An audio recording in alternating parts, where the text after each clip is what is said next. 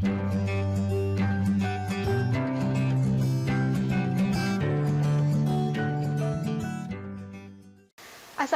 warahmatullahi wabarakatuh.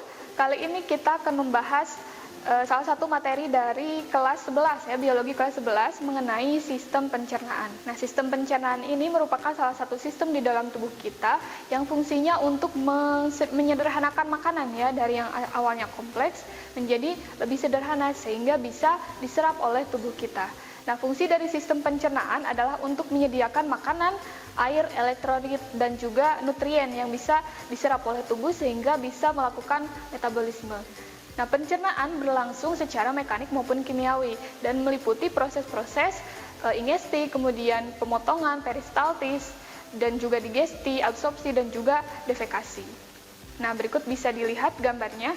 Nah, pada mulut terjadi proses ingesti, kemudian di kerongkongan terjadi proses diglutisi, kemudian pada lambung terjadi proses digesti, pada usus halus terjadi proses absorpsi, di usus besar juga ada absorpsi juga, dan akhirnya dikeluarkan oleh anus ya, defekasi oleh anus. Nah, yang pertama organ pencernaan itu adalah rongga mulut. Dalam rongga mulut kita terdiri dari organ-organ aksesoris yang fungsinya adalah sebagai sarana untuk mencerna makanan yang kita makan secara mekanik ya, secara mekanik. Nah, yang pertama adalah gigi atau nama ilmiahnya adalah dentis. Gigi primer atau gigi susu biasanya dimiliki oleh anak-anak pada umur 6 sampai 7 tahun, berjumlah 20 buah. Nah, sedangkan manusia dewasa biasanya memiliki gigi permanen yang jumlahnya kurang lebih 32 buah. Nah, yang kedua adalah lidah. Fungsinya adalah untuk menggerakkan makanan sehingga makanan lebih mudah ditelan, disalurkan ke dalam kerongkongan. Nah, yang ketiga adalah adanya kelenjar-kelenjar di mulut. Nah, salah satunya adalah kelenjar saliva atau kelenjar ludah ya. Nah, di sini terdapat cairan-cairan yang encer yang mengandung mukus. Nah, selanjutnya dari mulut kita beralih ke tenggorokan atau biasa disebut sebagai faring. Nah, di sini merupakan jalur masuk makanan dan minuman ke lambung sebagai penyambung. Itu ya, faring ini sebagai wilayah kerongkongan membuka dua saluran esofagus dan juga trakea. Makanya saat kita makan kemudian kita sambil berbicara bisa saja si makanannya tersebut masuk ke dalam sistem pernapasan. Memiliki 3 bagian yaitu nasofaring, orofaring, dan juga laryngofaring. Nah, yang selanjutnya adalah kerongkongan atau esofagus yang berfungsi menggerakkan makanan dari faring ke lambung melalui gerakan peristaltis. Kemudian yang selanjutnya adalah lambung. Nah, di sini terjadi pencernaan secara kimiawi. Terjadi proses digesti fisik dengan peristaltik dan juga digesti kimiawi dengan getah-getah lambung. Nah, lambung ini juga mengabsorpsi beberapa nutrien dan pH yang ada di sekitar lambung itu sangat rendah, yaitu sekitar 1,5 sampai 3. Ini menunjukkan bahwa lambung ini lingkungannya adalah asam. Nah, makanan meninggalkan lambung saat 2 sampai 6 jam setelah makan. Dan fungsi lambung bisa kita katakan sebagai penyimpan makanan, kemudian mengubah bolus atau gumpalan makanan dari kerongkongan menjadi kimus, menjadi lebih lunak gitu ya, karena ada HCl di sana. Kemudian produksi mukus juga yang untuk melindungi dinding lambung itu sendiri. Dan selanjutnya adalah untuk absorpsi beberapa nutrien. Nah, selanjutnya ada sekret-sekret yang ada di lambung. Yang pertama adalah HCl. Fungsinya adalah untuk membunuh sebagian besar bakteri yang masuk melalui makanan kita, kemudian merusak matriks ekstraseluler atau merusak makanannya tersebut sehingga lebih lunak gitu ya, dan juga mendenaturasi protein atau menguraikan protein. Nah, di lambung juga ada pepsin untuk mengubah protein menjadi polipeptida yang lebih kecil. Kemudian ada hormon gastrin untuk menginduksi sekresi HCl dan juga merangsang sekresi dari pankreas, aliran empedu, dan juga tonus untuk istirahat. Nah, selanjutnya adalah usus halus. Usus halus ini berfungsi sebagai organ penyerapan ya, organ penyerapan nutrisi yang utama, dan salurannya merupakan saluran pencernaan yang paling panjang. Diameter usus kurang lebih 2,5 cm sampai panjangnya lebih dari 6 meter.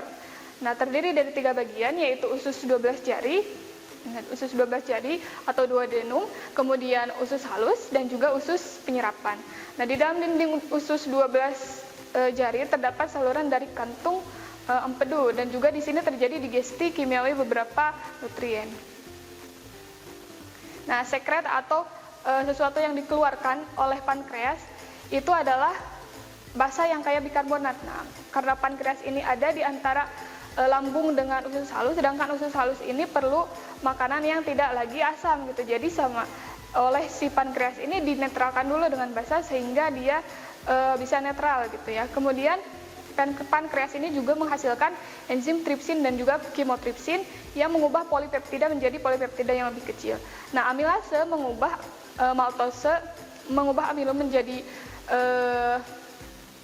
maltose menjadi diskarida yang lain, kemudian karboksipeptidase mengubah polipeptida kecil menjadi asam amino, nuklease menguraikan DNA atau RNA menjadi nukleotida, dan juga lipase atau ya yang dikeluarkan oleh pankreas ini digunakan untuk menguraikan lemak gitu ya, sehingga lemak bisa lebih sederhana lagi. Dan sekret dari kantung empedu biasanya berupa garam-garam empedu yang digunakan untuk mengubah gumpalan lemak atau lemak yang lebih besar menjadi tetes-tetes lemak sehingga bisa lebih mudah dicerna. Nah, ini merupakan gambar dari saluran pankreas. Kemudian ada kantung empedu juga di sana dan dengan duodenum juga. Nah, selanjutnya sekret dari usus halus itu ada di sakaridase yang mengubah disakarida menjadi monosakarida, kemudian di peptidase ada karboksipeptidase, ada aminopeptidase, dan masih banyak lagi enzim-enzim yang dikeluarkan oleh usus halus untuk menyederhanakan makanan. Nah, selanjutnya ada di usus halus selain terjadi pencernaan atau pengubahan menggunakan enzim, terjadi juga absorpsi, dan ini merupakan fungsi utamanya.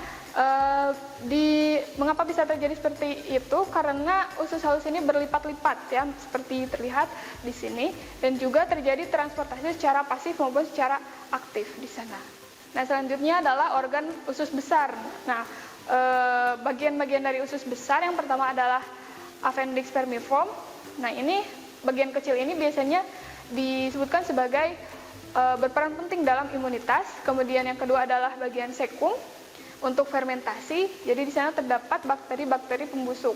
Nah, yang ketiga adalah kolon. Nah, kolon ini panjangnya 1,5 meter, terdiri dari kolon ascenden, kemudian kolon transversa, dan juga kolon descenden yang kembali turun ke bawah. Nah, setelah turun ke bawah, ada suatu organ yang disebut, suatu bagian yang disebut rektum. Nah, rektum ini fungsinya adalah untuk tempat penyimpanan tadi si sari-sari makanan yang sudah diserap airnya oleh si usus besar ini.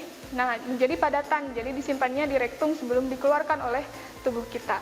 Nah, kemudian di bawah rektum ada anus. Nah, anus ini sebagai saluran untuk membuang sisa-sisa makanan yang telah kita cerna. Nah, ini dia gambar anus. Bisa terlihat ya pada gambar ada yang namanya internal sphincter dan juga external sphincter. Jadi sphincter ini berfungsi sebagai pengatur untuk kita bisa mengontrol kapan kita mengeluarkan tinja dan kapan kita bisa menahannya. Nah, selain dari organ-organ utama, ada juga organ-organ aksesoris yang berfungsi untuk membantu saluran pencernaan. Nah, diantaranya adalah hati. Nah, hati ini merupakan salah satu organ aksesoris karena di sana memiliki fungsi yang juga menunjang proses pencernaan. Salah satunya memproduksi cairan empedu tadi. Kemudian memetabolisme nutrisi yang kita makan gitu. Ada protein, lemak, dan karbohidrat, juga sebagai penyimpan mineral dan vitamin. Sebagai pusat detoksifikasi juga, dan juga penyimpanan darah, dan mendetoks beberapa toksin lagi. Kemudian kantung empedu juga merupakan organ aksesoris. Fungsinya adalah menyimpan cairan empedu, kemudian mengeluarkannya, dan membantu fungsi enzim pencernaan, terutama dalam mencerna lemak ya. Nah, selanjutnya adalah pankreas.